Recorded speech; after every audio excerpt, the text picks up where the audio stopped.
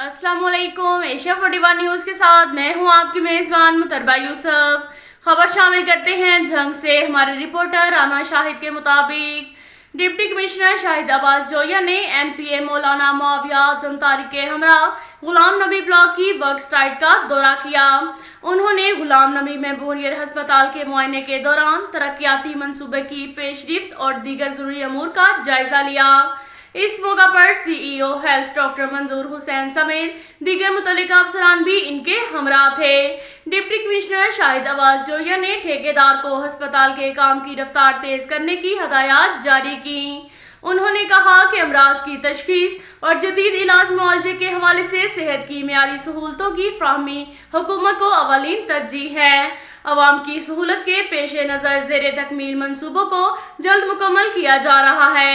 Health projects में शफाफियत और मेयार को मद्देनजर रखा जाएगा।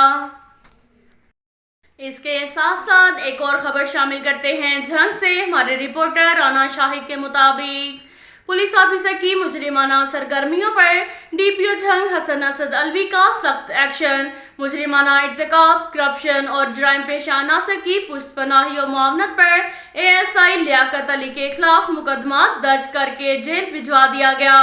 मुजरिमाना सरगर्मियों में मुलविस ASI के खिलाफ फौजदारी कार्रवाई के साथ साथ महकमाना कार्रवाई भी अमल में लाई जाएगी। DPO झंग हसन असद अलवी ने कहा कि इदारा पुलिस को बदनुमा दाग देने वाले अनासर के साथ आहनी हाथों से निपटा जाएगा। काली भेड़ों की पुलिस में कोई जगह नहीं, किसी मुजरिम को मुहाफिज के रूप में बर्दाश्त नहीं किया जाएगा। इदारा पुलिस एहतसाब का कड़ा निज़ाम रखता है, ये कहना था DPO झंग हसन असद अलवी का। इसके साथ साथ एक और खबर शामिल करते हैं झंग से। हमारे रिपोर्टर राना शाहिद के मुताबिक झंग रोड मोहम्मद वाला घर में बिजली का बोर्ड ठीक करते शख्स को करंट लग गया।